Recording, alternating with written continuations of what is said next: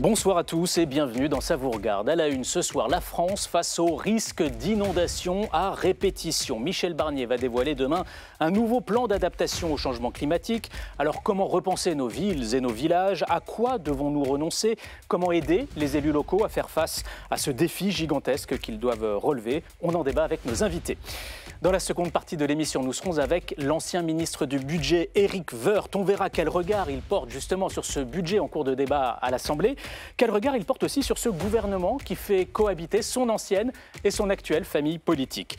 Enfin, la question qui fâche, le gouvernement n'a-t-il pas intérêt à déclencher dès maintenant l'article 49.3 justement sur ce budget? On en débat avec nos chroniqueurs à la fin de cette émission. Voilà pour le sommaire, on est parti pour une heure de débat et d'actualité.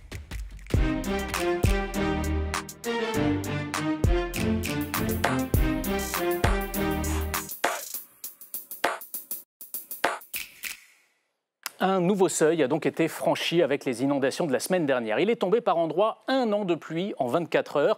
Comment faire face à ces phénomènes climatiques de plus en plus violents? Doit-on renoncer à développer nos villes et nos campagnes pour aider la nature à encaisser ces chocs? On en parle avec nos invités. Ce soir, nous sommes avec Amandine Richaud-Crambe. Bonsoir. Bonsoir. Vous êtes ingénieure en environnement et urbaniste. Avec nous également 2 députés. Lionel Cos, bonsoir. Bonsoir. Vous êtes député des Landes, apparenté au groupe Ensemble pour la République. Et vous avez été le rapporteur de la loi de 2023 sur la zéro artificialisation nette des sols, sur une adaptation, on va dire, de cet objectif de zéro artificialisation nette des sols. On va en débattre, on va en parler dans cette émission. Face à vous, Arnaud Bonnet, bonsoir. Bonsoir. Vous êtes député écologiste de Seine-et-Marne et je crois que vous êtes élu d'une circonscription qui a été touchée la semaine dernière par les inondations. Alors non, ce n'était pas sur ma circonscription, c'est un peu plus bas, c'est à Crécy-la-Chapelle, qui a été touchée 4 fois cette année. Enfin, nous sommes en liaison vidéo avec Olivier Moustakis. Bonsoir, porte-parole d'Assurland. On va évoquer tous les enjeux d'assurance avec vous, évidemment. Et puis, on sera aussi en liaison vidéo avec le maire de Mandelieu-la-Napoule, une commune qui a été touchée par des inondations terribles à 3 reprises ces 5 dernières années. Mais pour commencer, nous accueillons Marco Pommier pour le récap.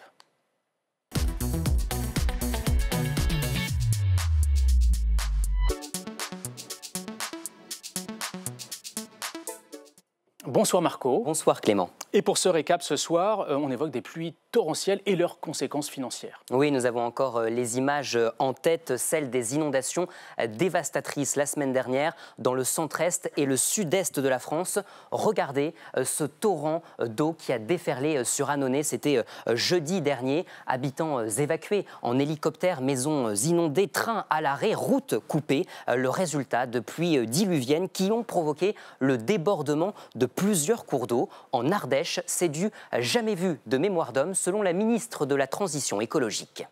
600 mm qui sont tombés à certains endroits, c'est l'équivalent des précipitations de toute une année sur Paris. On le voit, ces épisodes, ils vont être appelés à se répéter et donc il faut que collectivement, on ajuste notre niveau de jeu. Des épisodes amenés à se répéter, le GIEC ne dit pas mieux. Le dérèglement climatique va engendrer des périodes de sécheresse, mais aussi des pluies de plus en plus intenses. Tout le territoire est concerné. D'ici 2050, le risque de crues éclairs pourrait augmenter de 130%, notamment sur le pourtour méditerranéen, plus 110% pour les crues lentes. Ça se passe le long de la Garonne, au niveau dans l'est de la France aussi. Autre chiffre alarmant, celui de l'Institut de l'économie pour le climat. Si la France se réchauffait de 4 degrés en 2100, près de la moitié des bâtiments du pays, 48%, seraient potentiellement inondables. Et bien sûr, Marco, la réparation de ces dégâts coûte beaucoup d'argent. Entre 350 et 420 millions d'euros rien que pour 2 jours. C'est le coût des inondations la semaine dernière. Estimation du CCR, le réassureur public qui gère le régime d'indemnisation des catastrophes naturelles. Et ça ne devrait pas s'arranger. Selon France Assureur, les dégâts liés aux inondations pourraient coûter 50 milliards d'euros sur la période 2020-2050. Ça veut dire que les prix des assurances vont flamber l'an prochain? Oui, hausse des prix en vue pour nos assurances habitation, entre 8 et 12% selon les estimations, des primes d'assurance qui flambent au point de ne plus pouvoir payer. La question se pose en tout cas pour certains assurés. Alors faut-il mettre la pression sur les assureurs? Réponse du gouvernement. Je ne sais pas si c'est faire pression, si c'est travailler ensemble. Ouais. Mais ce qui est clair, c'est qu'aujourd'hui, on sait une chose. 1 euro investi en prévention, c'est 8 euros de dégâts prévenus. Donc, c'est un vrai investissement qui rapporte la prévention.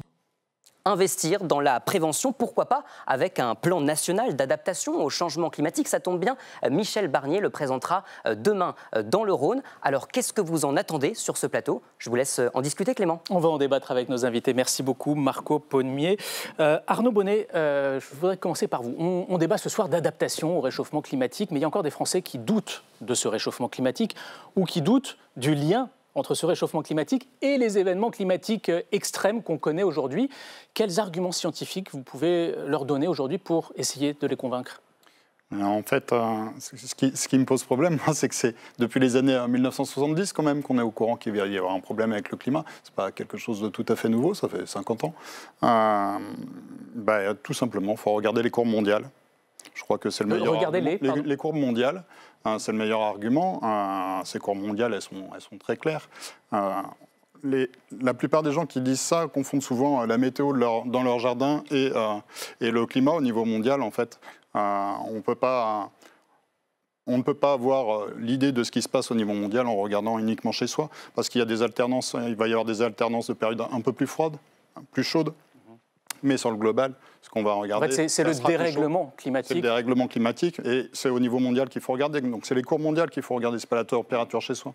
Alors Michel Barnier va donc annoncer demain un 3e plan national d'adaptation à ce changement climatique. C'est un plan qui se base sur une hypothèse d'un réchauffement en France de 4 degrés d'ici à la fin du siècle. Aujourd'hui, les scientifiques nous le disent, on ne peut plus revenir en arrière, on ne connaîtra plus jamais le climat qu'on a connu il y a 30 ans à peine, il faut donc s'adapter, c'est inéluctable. Amandine Richaud-Crambe, elle passe par quoi cette adaptation selon vous pour ce qui concerne ce risque inondation? C'est quoi la priorité? Alors déjà, pour comprendre la priorité, il faut comprendre les problèmes. Et les problèmes, en tout cas sur ce risque d'inondation, c'est que ça a été aggravé, mais vraiment très très fort aggravé depuis des décennies d'aménagement et de choix d'aménagement. Quand on parle de ces choix d'aménagement, c'est à la fois donc d'étaler les villes, toujours plus, donc aller dans des zones à risque, puisqu'on se rapproche justement de la nature et en étalant les villes, on défriche la nature, on assèche des zones de marais ou des zones humides qui font justement ces fameuses zones de tampons pour compenser ces expériences qui sont et ces exercices, ces événements qui sont naturels à la base. Et donc là, il n'y a plus de compensation et de tampons. On a en plus fait le choix d'aller mettre des réseaux de transport et aussi des zones commerciales et des habitations. De toute façon, on voit bien toutes ces zones de commerce artisanales qui se sont créées en entrée de ville. C'est des endroits où on a pris la place à la nature et c'est dans ce qu'on appelle dans des lits majeurs. Donc, c'est les lits où on peut avoir des débordements de crues qui peuvent être absorbés. Et donc ça, c'est vraiment la première problématique, c'est d'avoir artificialisé les sols beaucoup trop. On va en parler dans quelques instants. Et donc les adaptations, il y en a vraiment un certain nombre à mettre en place très rapidement, comme remettre de la nature, mais aussi découvrir ces sols pour permettre l'absorption de l'eau. Y compris en ville? Et en ville aussi, également. En ville, on a deux problèmes différents. On a là les crues et les ruissellements divers qui sont dans des zones moins urbaines, mais ce qu'on a vu dans les zones urbaines, dans les circonscriptions qui ont été évoquées, là, c'est vraiment du ruissellement urbain et du dimensionnement de réseau. Et donc, il faut avoir en tête qu'à la fois, ces exercices et ces méthodologies d'adaptation des villes vont fonctionner aussi pour les risques d'inondation, puisqu'on les a accrus avec l'aménagement, mais seront aussi efficaces pour les autres risques climatiques, qui sont les canicules, les sécheresses ou les îlots de chaleur urbains, comme on peut l'évoquer en ville. Lionel Cos, vous l'attendez sur quoi, Michel Barnier, demain dans ses annonces? Sur ce risque inondation, je répète. Écoutez, la situation, effectivement, comme ça vient d'être dit, elle n'est pas nouvelle, mais elle va s'accélérer. Donc il est important que le Premier ministre puisse gérer une ligne et une trajectoire à suivre. Je pense à des choses qui ont déjà été votées. On y reviendra, l'artificialisation des sols, la loi sur laquelle j'ai été rapporteur. Mais je crois que le Premier ministre doit vraiment réaffirmer un engagement fort de l'État peut-être, je l'espère, un retour de la compétence de l'État en matière d'aménagement du territoire, parce que c'est les enjeux d'aménagement du territoire et d'urbanisme. Il faut quand même savoir que recentraliser les années 1980, avec les lois de décentralisation, sont les élus locaux qui ont pris ces enjeux de permis de construire, d'urbanisme, certes dans le cadre de la loi et d'un État là, mais l'État s'est progressivement désengagé. On n'a plus les fameuses DATAR que nous avions auparavant. Et donc, aujourd'hui, s'il y a bien un sujet sur lequel on attend l'État, c'est aussi un retour sur nos territoires pour venir accompagner les élus locaux qui font face à des difficultés et qui n'ont peut-être pas été suffisamment accompagnés dans tous ces enjeux d'urbanisme et de permis de construire, quelque part derrière, pour être très concret. Alors, les problématiques des élus locaux, on va les évoquer justement avec notre invité qui est en liaison vidéo avec nous, Sébastien Leroy. Bonsoir, vous êtes le maire de Mandelieu-la-Napoule, dans les Alpes-Maritimes. Votre commune a été durement touchée par les inondations de la semaine dernière. Elle l'avait déjà été en 2015 et en 2019. Vous, qu'est-ce que vous attendez de ce nouveau plan d'adaptation qui va être dévoilé demain? Bonsoir. Écoutez, ce que j'en attends, c'est déjà, j'aimerais comprendre comment il a été élaboré alors qu'on n'a pas été associé dans la concertation. Nous, aujourd'hui, les élus locaux de toute la France ont un problème qui est relativement simple et complexe. C'est qu'effectivement, l'État s'est totalement désengagé, notamment au niveau financier, tout en nous transférant l'ensemble de ses missions sur nos budgets. Et en même temps qu'il multiplie les normes, il nous pille budgétairement. Et on voit la nouvelle aujourd'hui, la préparation du budget sur 2025, on nous enlève 2% à la fois des villes mais aussi des EPCI qui vont impacter directement les budgets d'investissement. Donc nous, la situation, elle est très simple. On ne peut plus rien faire à cause des normes qui se contredisent et qui bloquent tout, parfois pendant plus de 10 ans, et bientôt on n'aura même plus les moyens financiers de le faire. Donc je pense qu'il est urgent de faire une remise à plat complète et de reconstruire un vrai schéma. Je vous rappelle qu'il y a encore quelques mois, l'État a transféré l'ensemble de ses digues aux collectivités locales qui étaient souvent en ruine et parfois dont l'État ne savait même pas où elles se situaient. C'est-à-dire qu'il y a un manque de moyens, en tout cas des moyens pas adaptés aux compétences qui vous ont été transférées. Mais si on parle très concrètement, en tant que maire, vous allez devoir repenser votre ville. Ça veut dire quoi? Parce que si vous êtes frappé par des inondations tous les 2 ou 3 ans, il faut bien faire quelque chose. Donc ça se traduit comment dans votre ville? Bien sûr, le défi, il est majeur. On doit reconstruire nos villes différemment. Alors chaque territoire, bien sûr, a ses spécificités. Les villes qui sont soumises à des risques torrentiels et avec des reliefs doivent se reconstruire rapidement. Les villes qui sont dans des plaines qui se remplissent comme le Nord-Pas-de-Calais, elles aussi doivent inventer un nouvel urbanisme. Donc c'est très important comme travail et c'est aussi très coûteux. Et malheureusement, ce qui se passe aujourd'hui, c'est à la fois simple, ce que je vous disais en introduction, c'est qu'on est soumis, on est écrasé d'injonctions contradictoires. La loi SRU, maintenant le décret ZAN, on doit nous imposer, nous laisser une main libre pour agir. Et nous n'avons plus les moyens d'agir maintenant financièrement.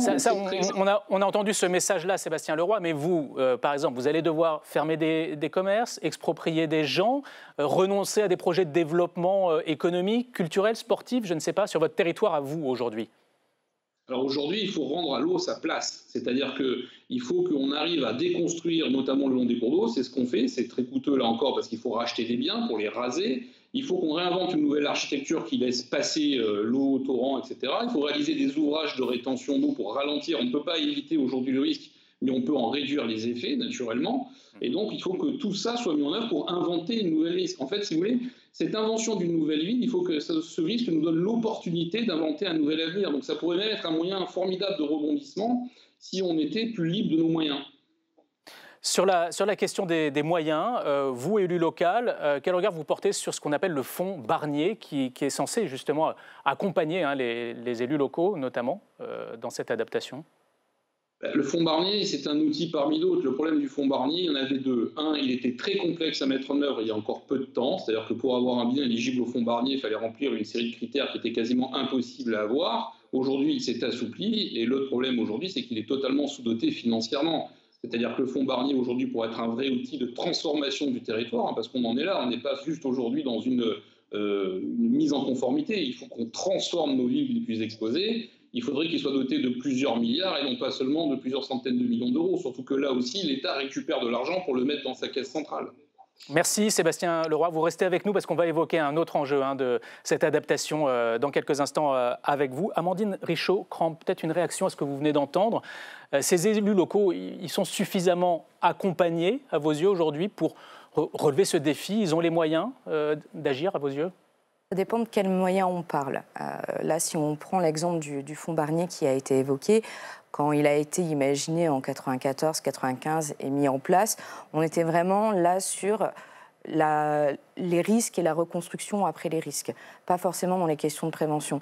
Et donc effectivement, aujourd'hui, on voit bien avec le changement climatique que ce n'est plus adapté, mais ce qu'il faut voir, c'est qu'il ne faut pas le prévoir comme adapté aujourd'hui uniquement pour la prévention, puisque ça, il faudrait avoir d'autres moyens à côté.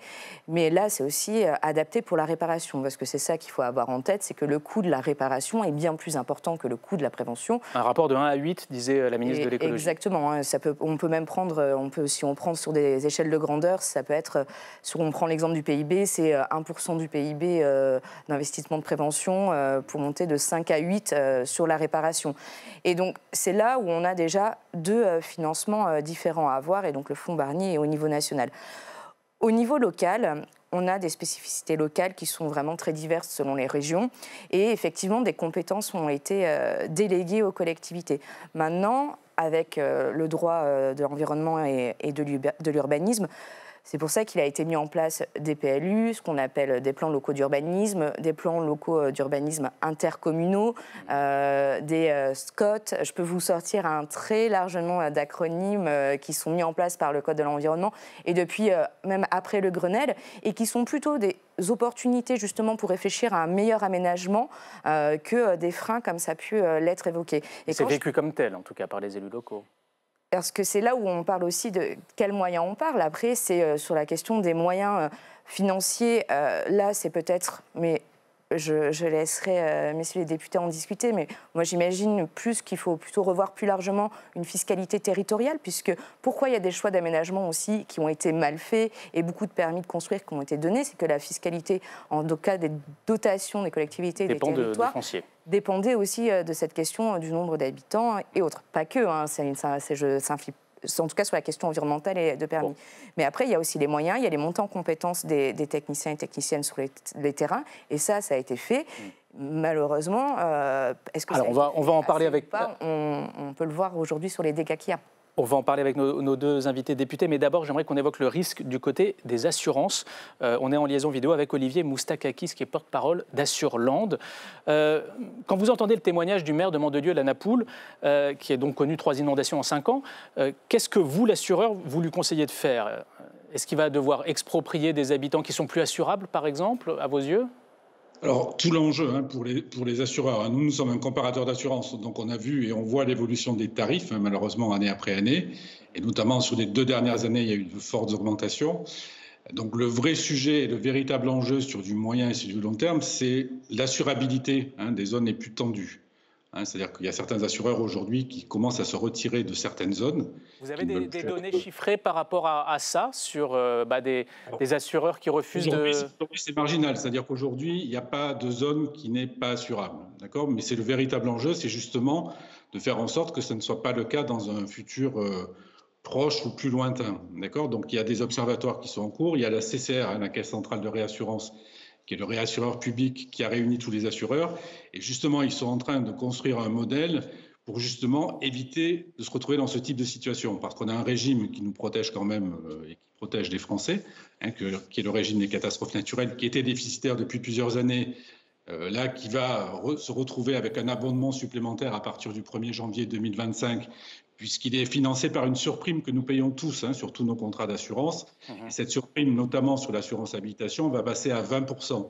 Donc elle passe de 12 à 20%, ce qui va représenter quand même pour vous et moi une vingtaine d'euros supplémentaires à payer par an pour justement abonder, alimenter ce fonds. Et ça, il faut s'attendre à ce que les primes d'assurance, elles augmentent comme ça tous les ans, désormais, avec ces catastrophes de plus en plus fréquentes et surtout de plus en plus violentes. C'est ce dont on s'aperçoit depuis malheureusement quelques années. Là, au 1er janvier 2025, il va y avoir une double augmentation parce qu'il y a à la fois cette surprime catastrophe naturelle qui va rajouter bien évidemment une augmentation, plus les assureurs qui vont augmenter aussi leurs tarifs, puisque quand vous regardez l'indicateur de performance sur la branche multirisque habitation, depuis 2022, les assureurs sont en déficit, sont déficitaires sur ces branches-là. Voilà, donc il y a des coûts supplémentaires. Malheureusement, quand il y a un coût supplémentaire, c'est le particulier ou les entreprises qui, in fine, sont en bout de chaîne pour payer les cotisations d'assurance. Donc voilà, donc le véritable sujet, c'est la prévention. C'est-à-dire qu'on ne va pas pouvoir éviter les inondations, on ne va pas pouvoir éviter des tempêtes, on ne va pas pouvoir éviter ce type d'aléas climatiques. Le véritable enjeu, c'est comment on fait en sorte pour en limiter le coût. Quand il y a des dégâts de ce type, comment on fait pour limiter le coût? Donc il y a la prévention, l'axe majeur, et notamment c'est un peu la discussion qu'il y a aujourd'hui entre les assureurs et le gouvernement, c'est qu'à nouveau le fonds Barnier, qui est utile parce qu'il permet de financer les travaux de prévention, il permet d'exproprier les zones, les habitations les plus exposées à ce type de risque. Donc pour sortir de cette logique un peu stupide où année après année on subit à nouveau une inondation, une deuxième, une troisième inondation. Donc il y a la possibilité de se faire exproprier et financer par le fonds Barnier. Le vrai sujet, c'est que là, sur le projet de loi de finances du gouvernement, c'est qu'à nouveau le fonds Barnier est plafonné à 200, 220 millions. Alors que normalement, avec l'augmentation de la surprime catastrophe naturelle, son abondement devrait se situer plutôt aux alentours de 450 millions d'euros. Alors, ce qui n'est pas forcément suffisant, mais ce qui serait déjà mieux. Voilà, ce qui serait déjà mieux. Merci. Donc, le véritable enjeu, c'est d'axer sur la prévention, c'est de développer la culture du risque aussi au niveau des collectivités, au niveau des particuliers aussi. Et donc là, les assureurs commencent aussi à informer leurs assurés sur les mesures de prévention à prendre. Il n'est pas dit que dans un avenir assez proche, il y ait aussi sur les contrats des modifications où certains assureurs vont demander la mise en place de mesures de prévention pour pouvoir bénéficier de certains niveaux de garantie et d'indemnisation. Donc voilà, on est vraiment sur le niveau de prévention et la prévention à développer. Merci beaucoup Olivier Moustakakis, donc porte-parole d'Assureland. On va évoquer cet enjeu de l'artificialisation des sols plus en détail à présent. On va se pencher sur le contenu de cette loi qui a été votée en 2021, puis légèrement amendée et adaptée, notamment par vous, Lionel Cos, en 2023. Une loi qui suscite toujours beaucoup de critiques, comme nous l'explique Dario Borgogno.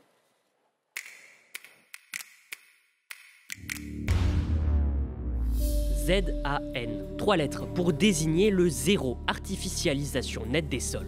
Un engagement inscrit dans la loi Climat et Résilience de 2021 pour protéger les espaces naturels capables d'absorber les eaux. Chaque année, la France perd entre 20 000 et 30 000 hectares. Le principe, à l'horizon 2050, c'est que pour chaque hectare bétonné, on en renature un autre, avec une étape intermédiaire en 2031.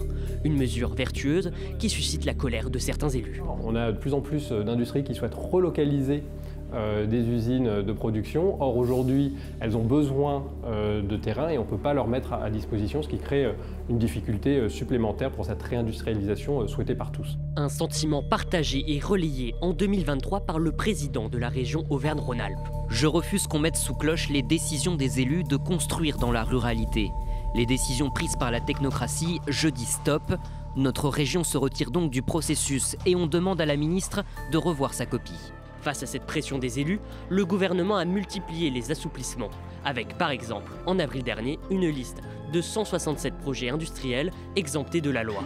Une tendance confirmée par Michel Barnier. Pour construire, il faut du foncier. Nous devons faire évoluer de manière pragmatique et différenciée la réglementation zéro artificialisation nette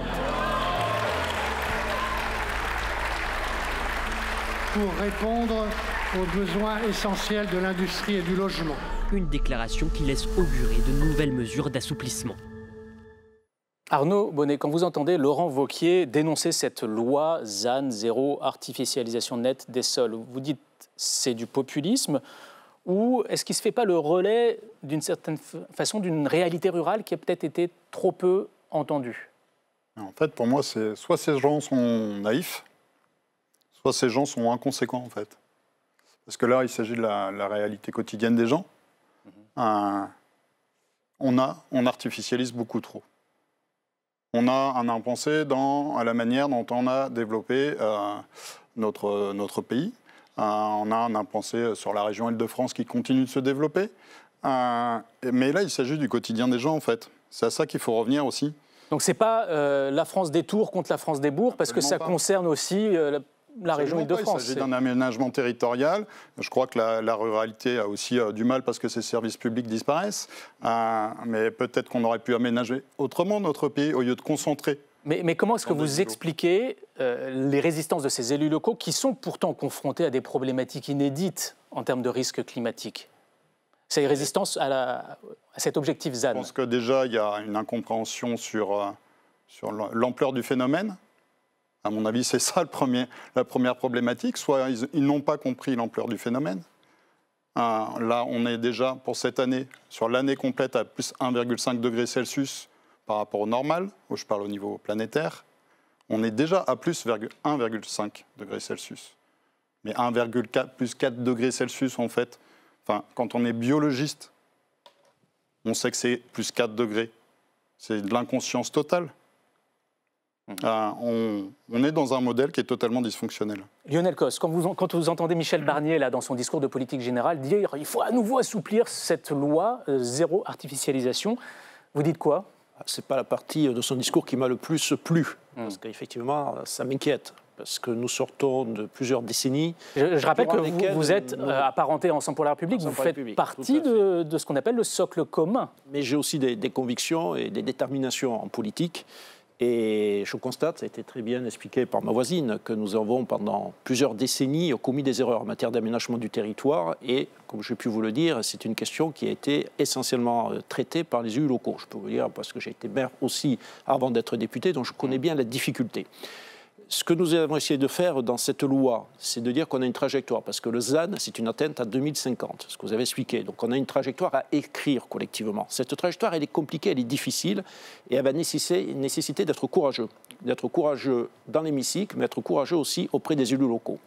Et c'est sûr que lorsqu'on manque de courage et que l'on pense qu'on peut continuer à aménager nos communes, comme on l'a fait ces dernières décennies, c'est-à-dire sans regarder l'impact sur les populations, c'est clair que certains élus locaux peuvent ne pas apprécier, ne pas aimer ce que la loi va leur imposer, de réfléchir et d'aménager leur commune de façon différente. Voilà, il faut sortir du paradigme dans lequel l'étalement urbain n'avait aucun impact sur la vie des Françaises et des Français, un paradigme qui dit que maintenant, la nature, nos terres, nos sols sont essentiels pour, je dirais, le bien-être de façon courante, en fait, pour les enjeux de biodiversité, pour les enjeux d'inondation, pour des enjeux de réchauffement climatique. Il est donc important d'intégrer ces aspects-là et de développer la ville de façon différente. Je crois que vos propos font réagir notre invité en liaison vidéo, le maire de Mandelieu, Sébastien Leroy. Quand vous entendez Lionel Cos défendre comme ça cet objectif de zéro artificialisation nette, vous lui répondez quoi? Qu'est-ce que vous voulez que je lui réponde? Vous voyez, c'est ce type de loi qui est l'incarnation de la loi dont l'objectif est vertueux, l'objectif qu'on doit effectivement incarner dans notre politique d'urbanisme, mais qui, en fait, dans sa rédaction, dans sa réalisation et même dans sa pensée, est totalement débile. Parce que vous faites une loi qui est totalement inapplicable parce qu'elle ne veut rien dire. Vous faites une loi où aujourd'hui vous êtes obligé de faire des multitudes d'exceptions parce que personne n'arrive à la saisir. Et vous faites une loi, alors que dans le même temps, vous faites les mêmes lois, d'autres lois qui vous imposent le contraire. C'est-à-dire, vous faites le ZAN pour dire qu'il ne faut plus construire, mais en même temps, vous renforcez la SRU qui vous dit qu'il faut tout bétonner. Et tout ça avec, en fait, un seul objectif qui est de communiquer à outrance. Et le résultat, c'est que sur le terrain, il y a maintenant une déconnexion totale entre la réalité, entre l'opérationnel, le pragmatisme, et la théorie pure, dogmatique, qui a place au Parlement. Mais votre commune, à vous, comment vous expliquez le fait qu'elle ait subi ces 3 inondations à répétition en 5 ans? Est-ce que ce n'est pas lié à cette artificialisation chez vous et puis autour, j'imagine? Alors, je vous réponds, nous sommes dévastés par des masses d'eau qui viennent de territoires qui sont totalement naturels, puisque ma ville est surplombée par des massifs de milliers d'hectares de forêt. En réalité, ce qui se passe, c'est que les quantités d'eau qui tombent maintenant sont tellement puissantes que les sols, même en pleine forêt, deviennent imperméables en bout de 3 minutes. Et vous avez des milliers de mètres cubes qui se déversent le long de vallons qui explosent. Là, pour vous donner un exemple, le dernier intempérie de la semaine dernière, on vient de réussir par miracle à faire un bassin de rétention, donc de ralentissement. En 40 minutes, il a reçu l'équivalent de 7 piscines olympiques et il donne sur un massif forestier.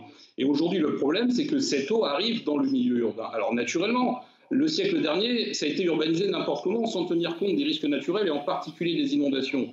À une époque où, je le précise, c'était l'État, avant les lois de décentralisation, qui donnait les permis de construire. Je le rappelle parce que c'est toujours intéressant.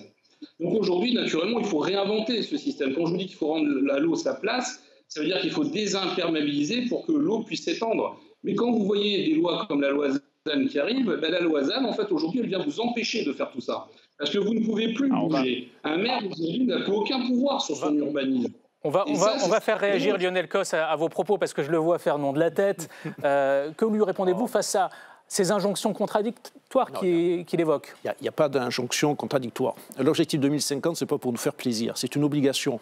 Hein. C'est quelque chose sur lequel nous devons tenir bon et nous devons travailler. Moi, je suis désolé, mais tout ce qui est excessif, à mes yeux, ne nous fera pas avancer. Nous sommes face à une situation qui est compliquée, qui est difficile et qui n'est pas parfaite. Je peux entendre qu'il y ait des difficultés et comme je l'ai dit, cette trajectoire, on va l'écrire ensemble. On a voté une première loi en 2021, on en a voté une deuxième en 2023, il faut en revoter une prochainement puisque de toute façon, nous allons avoir la deuxième décennale, 2031-2041, puisqu'on avance par décennale, à écrire ensemble. Ce qu'il faut quand même savoir aujourd'hui, c'est que sur la décennale 2011-2021, on a consommé, artificialisé l'équivalent de 2 fois la ville de Paris dans notre pays, 2 fois la ville de Paris. Ce qu'on demande aux élus locaux, c'est d'artificialiser sur la période 2021-2031 l'équivalent d'1 fois la ville de Paris par an. Donc si on n'est pas capable, ensemble, État, élus locaux, et il ne faut pas opposer les uns les autres parce qu'on a besoin de travailler ensemble. Oui, ce n'est pas en s'opposant que de toute façon on arrive à atteindre cet objectif. Mais je pense qu'on peut être suffisamment intelligent pour arriver à atteindre cet objectif-là. Et après on verra 2031-2041 les nouveaux droits que l'on se donnera collectivement pour pouvoir atteindre en 2050 ce fameux ZAN qui d'ailleurs n'est pas vraiment défini. Chacun y met le mot qu'il veut. Certains, ça va être la ville circulaire, la ville sur la ville, peu importe. L'objectif, on imagine à peu près ce que c'est. Juste d'un mot, j'aimerais... Ne nous opposons pas, travaillons ensemble. Nous, on a besoin des élus locaux et franchement, ils ont encore beaucoup de responsabilités et beaucoup de pouvoir pour y arriver. On a terminé ce débat, mais j'aurais voulu quand même vous entendre en quelques mots, Amandine Richaud-Chrome, sur les moyens pour un maire de développer sa ville avec cet objectif ZAN, de la développer économiquement, mais pas seulement, attirer, maintenir des habitants pour les petits villages. En fait, maintenir des gens et développer une économie, ou en tout cas redévelopper, c'est-à-dire l'adapter justement au changement climatique, ça ne veut pas dire forcément artificialiser et construire et continuer à construire. Il y a énormément de rénovations à faire, on peut reconstruire sur l'existant, on a des tonnes et des tonnes de zones, d'anciens parkings, d'anciennes zones industrielles et des sols pollués aussi, qui aujourd'hui peuvent accueillir en fait ces activités, que ce soit des habitations, on parlait de services publics également, d'industrie, ou même remettre la nature. Et il vaut mieux en fait réfléchir à remettre la ville sur la ville et remettre vraiment le réaménagement comme ça, que continuer à construire pour avoir encore des habitants qui se retrouvent dans des zones où ce ne sera plus des zones de vie, ce sera plutôt des zones de désespoir comme on voit aujourd'hui. Merci à tous les trois d'être venus débattre sur ce plateau et merci à nos invités qui étaient en liaison vidéo, le maire de Mandelieu, la Napoule, Sébastien Leroy et le porte-parole d'Assureland. On va accueillir à présent un ancien ministre du budget, ancien président de la commission des finances. Bonsoir Éric Woerth.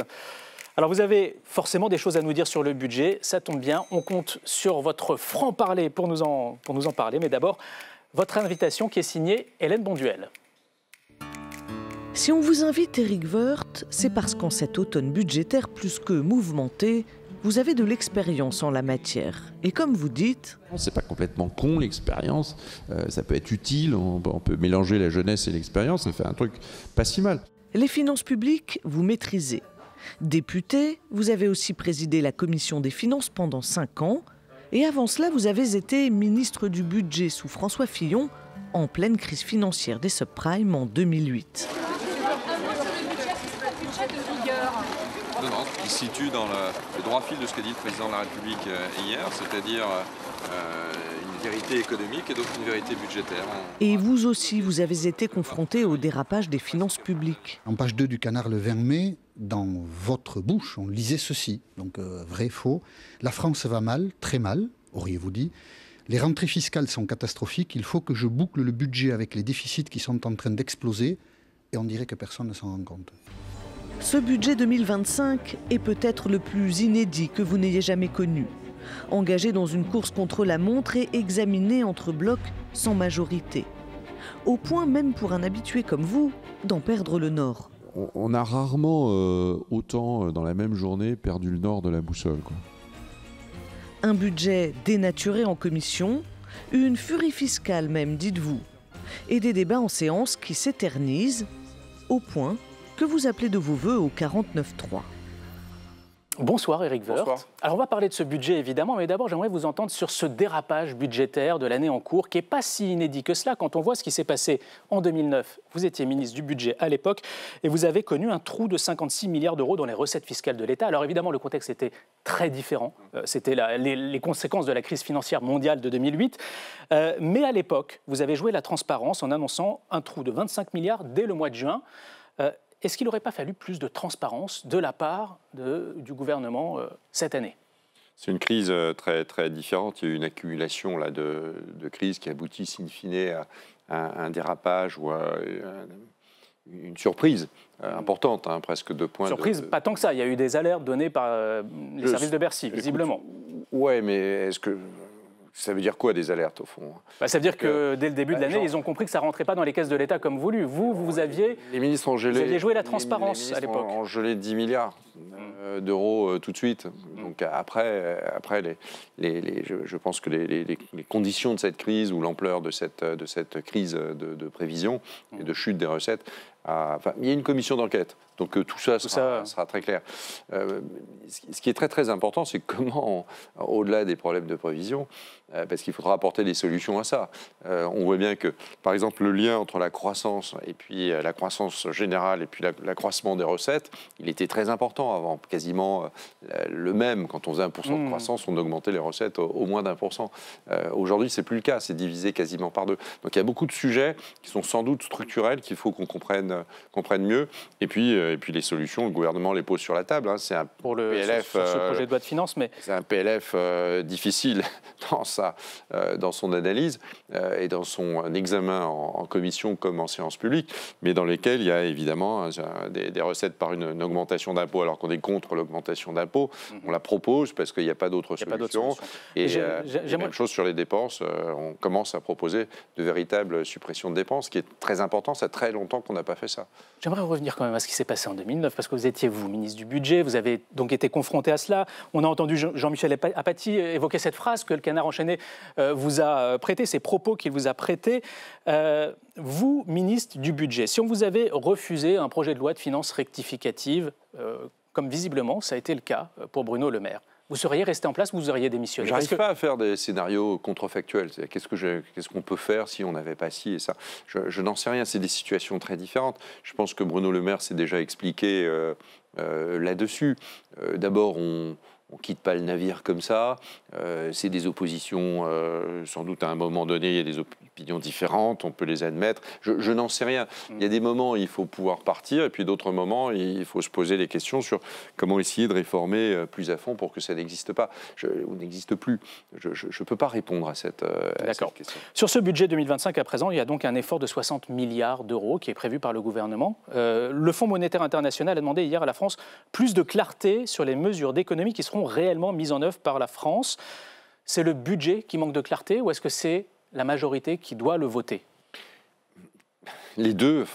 Il y a de la clarté qui doit être approfondie dans le domaine des dépenses. Le FMI, effectivement, l'a dit, parce que le gouvernement, il n'a pas eu le temps de documenter, comme on dit, c'est-à-dire d'expliquer l'ensemble. Il a même laissé, d'ailleurs, aux soins du Parlement d'augmenter la réduction de la dépense de 5 milliards en disant où. Donc ça, c'était assez nouveau. Et d'ailleurs, le Parlement n'est pas tellement outillé pour le faire. Le Parlement, il est bien plus fort pour augmenter les taxes, parce que là, tout le monde a plein d'idées, parce que c'est pas très compliqué. C'est beaucoup plus compliqué de regarder où on peut détruire, ou en tout cas réduire des dépenses, sans créer de réduction de la croissance. Alors là-dessus, j'ai une question très précise. En même temps, sans créer de l'injustice, parce qu'on est un pays extrêmement attentif à cela. Par exemple, sur les bas salaires, quand le gouvernement veut revoir le niveau des exonérations de cotisations patronales, officiellement, c'est pour lutter contre ce qu'on appelle la trappe à bas salaire, et en même temps, c'est devenu un moyen d'économie. Je crois qu'il y a 5 milliards d'euros d'économie à la clé. Est-ce qu'il n'y a pas un risque de détruire des emplois en augmentant comme ça uniformément le coût du travail sur les bas salaires? Si, vous avez raison. C'est probablement le sujet qui nous préoccupe. Alors la majorité, là-dessus, je pense qu'on est à peu près unis. C'est-à-dire qu'il faut la voter ou pas, cette hausse des cotisations patronales? Je ne suis pas sûr. Enfin, en tout cas, il faut vraiment voir comment le gouvernement veut le traiter, parce que le gouvernement projette ça sur plusieurs années. En fait, ce n'est pas uniquement 5, c'est bien plus. Cela dit, ces allègements de cotisations, ils ont beaucoup augmenté dans les 5 ou 6 dernières années. en réalité, derrière tout ça, c'est l'augmentation du coût du travail. Donc si on augmente le coût du travail, ce n'est pas une bonne nouvelle pour l'attractivité du pays, pour la création d'emplois, pour la santé des entreprises françaises. Et je n'ai pas compris que ce sont les administrations qui créent la richesse, c'est évidemment les entreprises. Donc c'est un vrai sujet. Il y a eu un rapport très important par 2 économistes très connus qui était de plutôt redéfinir là où il fallait au plus alléger les charges, là où c'était moins important pour éviter les trappes à bas salaire, c'est-à-dire qu'on est condamné au SMIC, ce qu'on récupère, le redistribuer regarder ailleurs. comment on peut le redistribuer ailleurs. Là, le gouvernement décide d'économiser quand même pas mal d'argent. Donc là, vous êtes en train de rayer un trait sur 5 milliards d'économies qu'il va falloir trouver ailleurs. Il faut regarder la désindexation des retraites. Il faut regarder ça de beaucoup plus près, avoir une discussion avec le gouvernement. Mais c'est vrai qu'il y a des amendements de suppression. Et d'ailleurs, dans la commission des finances, des amendements de suppression ont été votés là-dessus.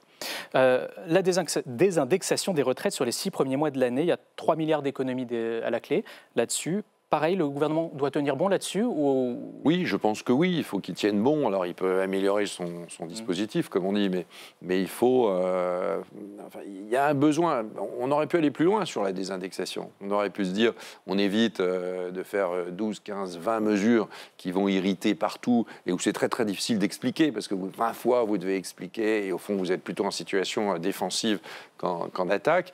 Et on aurait pu désindexer le pays. On aurait pu se poser cette question plus largement, où on racontait, là, cette fois-ci, où on n'avait qu'une seule forme d'explication, très difficile, il faut être très courageux pour faire ça, mais au moins, il y a une logique. On a beaucoup protégé les entreprises, beaucoup protégé les ménages. On a fait quasiment, l'État, il a fait les salaires d'une bonne partie des Français pendant plusieurs mois, et maintenant, il faut essayer de calmer le jeu, réduire la dépense publique pour revenir dans une forme de souveraineté financière. Car sinon, si on finance tout ça par de la dette et qu'on continue à financer par de la dette, ça veut dire qu'on est très attentif à la justice sociale entre vous et moi, mais on est beaucoup moins attentif à la justice sociale qui est bien plus fondamentale entre les générations et qu'on fait payer à des générations des charges qui ne devraient pas du tout leur revenir et qui ne les concernent pas. Et c'est un sujet fondamental. Pour mener à bien cet effort de 60 milliards, il faut serrer les rangs, il faut de la cohésion au sein de ce qu'on appelle le socle commun, qui est donc cette majorité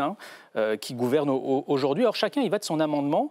Il y a dans les différents groupes de la majorité, on refuse régulièrement de suivre l'avis du gouvernement. Comment remettre un peu d'ordre dans tout cela? Alors les députés qui ont survécu à la dissolution, dans ce bloc majoritaire, cette coalition majoritaire qui est maintenant étendue à LR, les députés qui ont survécu ont gagné en indépendance et en liberté. Donc voilà, je pense que c'est aussi pas mal finalement. Les Français le demandaient un peu aussi. Il y a moins une logique de parti qu'une logique d'abord de conviction individuelle. Alors non, plus grand chose en fait. Non, ça part pas dans tous les sens. Non, on peut admettre que sur certains points, il y a des opinions différentes. Elles s'expriment. Peut-être qu'il y a quelques années, elles ne se seraient pas exprimées.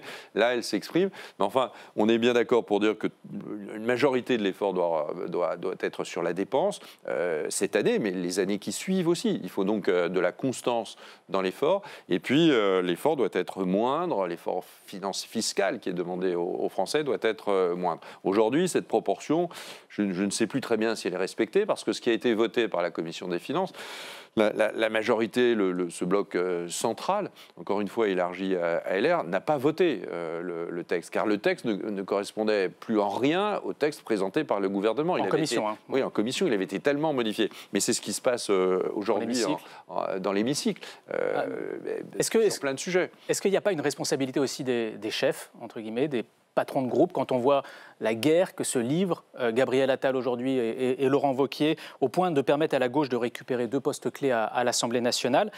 Vous donnez quelle espérance de vie à ce gouvernement Barnier quand vous voyez cela? Moi, je donne une espérance de vie plus longue que celle qu'on lui prête. D'abord parce qu'il faut absolument que... D'abord, ceux qui peuvent appuyer sur la gâchette de la motion de censure et du vote de la censure, c'est clairement le bloc de gauche ou le bloc du Rassemblement national. Donc je ne vois pas vraiment, en dehors du bloc de gauche qui veut toujours censurer, qui cherche le chaos, en réalité c'est une politique du chaos, je vois que le Rassemblement national est bien plus prudent, d'abord parce que qu'est-ce qu'on fait après d'une censure? Il faut l'assumer devant les Français, le Premier notamment ministre démissionne. Le président a déjà mis beaucoup de temps pour trouver un Premier ministre qui puisse tenter de ce que fait Michel Barnier d'ailleurs, qui puisse tenter d'essayer de rendre une cohérence à ce bloc central. il n'y a pas beaucoup d'autres solutions. Il y a des solutions à gauche, mais elles sont inacceptables pour beaucoup, avec une gauche qui est mélenchonisée aujourd'hui. Donc on a besoin d'un peu de temps, et je pense que le Premier ministre, au-delà de ce budget, il peut durer, parce qu'il peut mettre sur la table, et je pense que c'est son souhait, peut mettre sur la table des réformes fondamentales qui pourraient trouver des majorités à l'Assemblée et au Sénat. Il ne faut jamais oublier le Sénat, d'ailleurs, qui devient l'Assemblée de la stabilité. Mais le Premier ministre peut trouver, sur la santé, sur l'école, sur des sujets aussi importants, sur la décentralisation, sur l'autorité, on peut trouver des moyens de s'accorder et de trouver une majorité. Ce socle commun, pour vous, il a vocation à survivre à ce gouvernement Barnier. Est-ce que, par exemple, en cas de dissolution, vous souhaitez qu'il y ait des candidatures communes entre la droite républicaine et Moi, les je ne me groupes projette pas dans une nouvelle dissolution. D'abord, c'est au mois de juin que le président retrouve la liberté constitutionnelle. Mais ça ne s'improvise pas, des candidatures communes. Non, bien sûr. Non, bien sûr. Il faut sans doute y réfléchir, mais j'imagine que ça, c'est le rôle des partis politiques. Donc, et vous avez bien un avis Oui, mon avis, c'est que c'est des candidatures uniques. Qu'il faudrait. Oui, si les candidatures sont fractionnées, vous n'avez plus aucune chance de gagner quoi que ce soit. Ce serait difficile de gagner lors d'une dissolution nouvelle, ce qui voudrait dire que le gouvernement n'a pas réussi, ou alors ça voudrait dire que le Rassemblement national a délibérément provoqué la censure du gouvernement sur une base qui pourrait ne pas être très explicable. Là, on peut peut-être faire des choses, mais là, on est dans la politique fiction totale. Moi, ce qui m'intéresse aujourd'hui, c'est quelle est la marge de manœuvre d'un gouvernement Barnier. Je pense qu'elle est plus importante qu'on ne le dit, et je pense qu'il faut apprendre il faut oser. Plus le gouvernement sera immobile, je pense qu'il ne le sera pas, mais plus il sera immobile, à ce moment-là, plus il sera une cible, et ça ne fonctionnera pas. Très vite, en un mot, parce qu'on va en débattre avec nos chroniqueurs dans un instant. Je crois que vous souhaitez un 49.3 le plus vite possible pour mettre un terme à ce débat.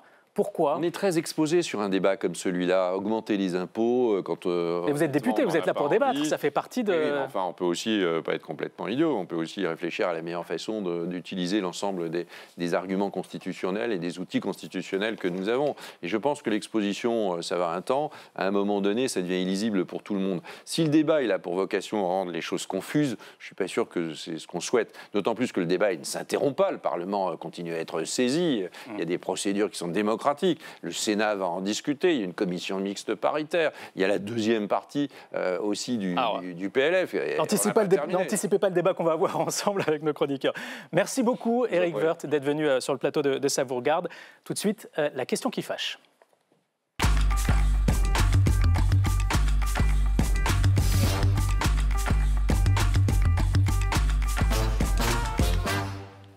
Et pour débattre de la question qui fâche ce soir, on accueille Bérengère Bonte. Bonsoir. Bonsoir. Vous êtes journaliste politique à France Info, et Louis Osalter. Bonsoir. Bonsoir.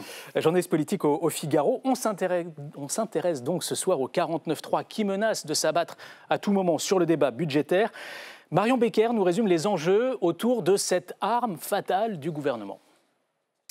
La question qui fâche, aujourd'hui, s'intéresse à l'ombre du 49.3 qui plane sur le budget.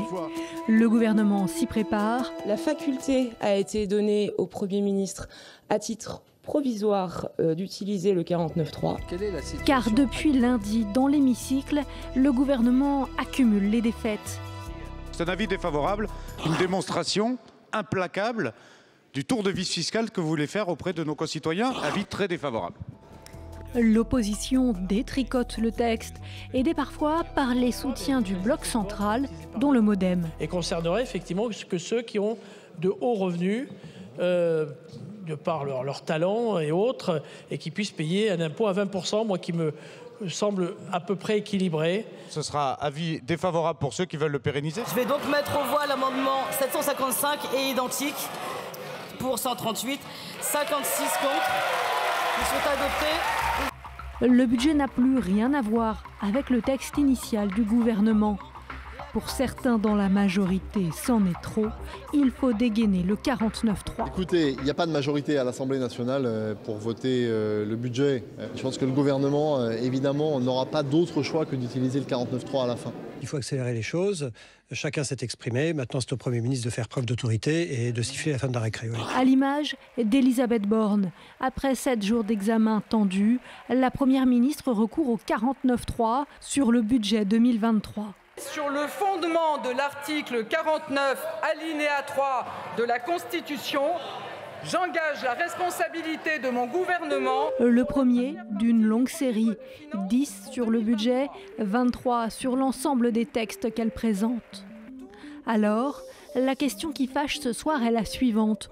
Le Premier ministre doit-il dégainer sans tarder son 49.3 ?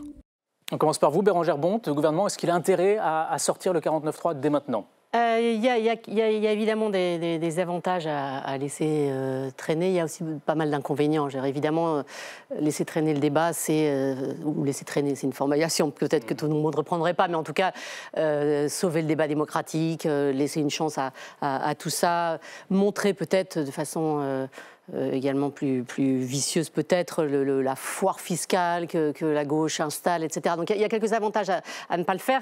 Maintenant, il y a beaucoup d'inconvénients, je pense, à laisser traîner et donc à ne pas activer le 49.3, c'est-à-dire toutes les divisions qui apparaissent aujourd'hui entre la majorité, dans ce socle commun, si vous voulez, commencent vraiment à se voir beaucoup, commencent à démobiliser les troupes, très clairement.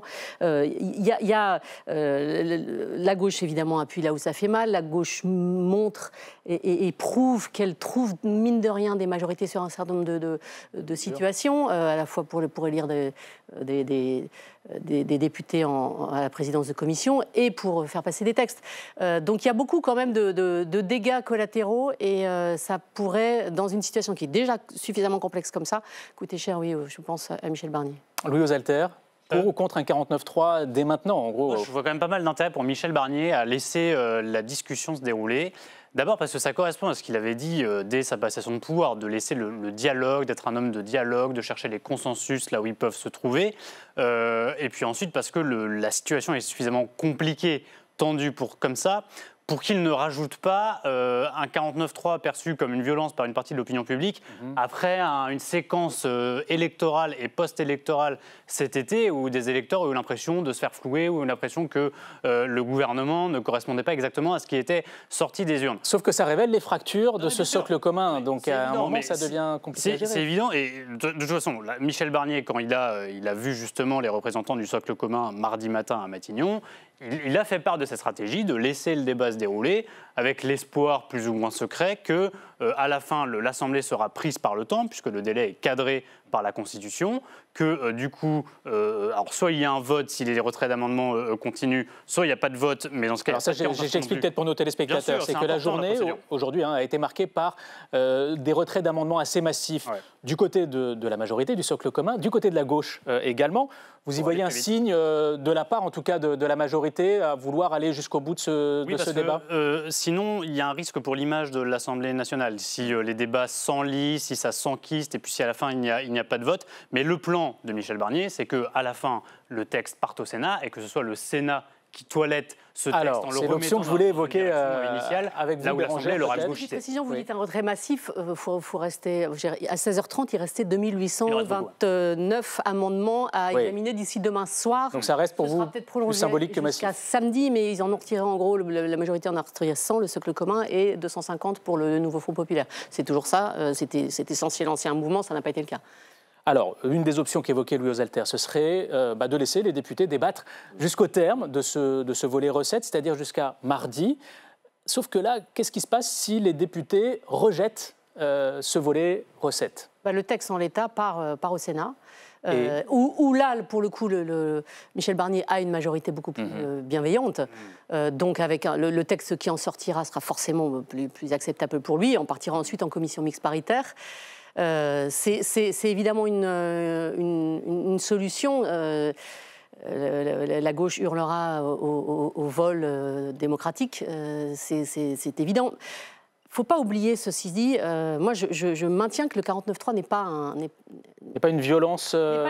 c'est un outil qui a été prévu, il faut toujours le rappeler. C'est un outil qui effectivement est constitutionnel, mais quand on voit le sondage qui a été fait par BFM, je crois, hier, 58% des Français estiment qu'il serait inacceptable que le projet de loi de budget soit adopté par 49.3 et non par un vote au Parlement, même si le débat doit être long. Voilà, Il faut expliquer aussi à ceux qui nous regardent que dans n'importe quelle mairie, dans n'importe quel conseil régional, le sport national, c'est pour l'opposition de ne pas voter le budget. Jamais.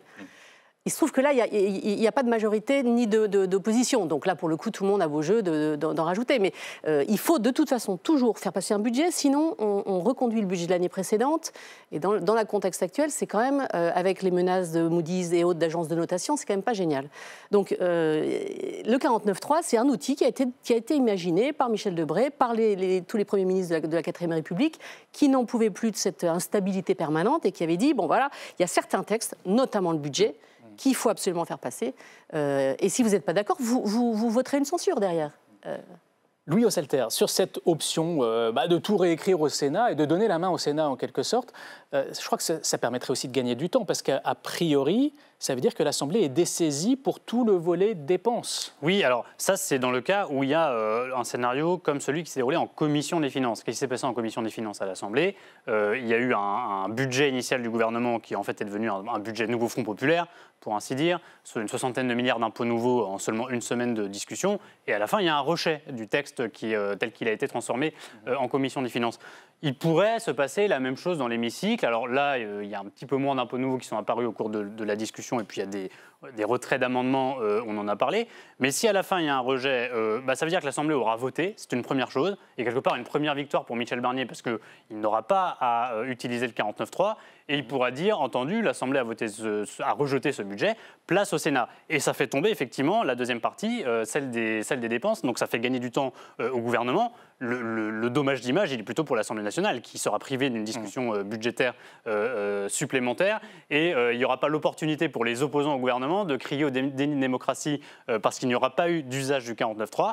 Et là, le Sénat aura beau jeu de dire nous sommes responsables et maintenant que nous avons la main, nous allons rétablir un texte conforme aux projets initiaux du gouvernement. On arrive au terme de ce débat, mais juste d'un mot chacun. Un mot, vous pensez que ce gouvernement Barnier va tomber sur ce budget? Oui, non? Je dirais plutôt non. Moi, je prends les paris. Je ne vois pas d'acteurs politiques qui ont un intérêt majeur à le censurer à court terme. Je pense que quasiment personne n'y a intérêt. Le RN n'est pas prêt, la gauche, c'est trop tôt. Ça ne se fera pas là. Merci beaucoup à tous les deux, Bérangère Bonte, Louis Osselter. Je rappelle à nos téléspectateurs d'LCP que, évidemment, vous pouvez suivre en direct et en intégralité ces débats sur le budget, sur nos réseaux sociaux, notamment sur X et sur notre site lcp.fr. C'est la fin de cette émission. Merci de votre fidélité. On se retrouve demain. D'ici là, bonne soirée sur LCP.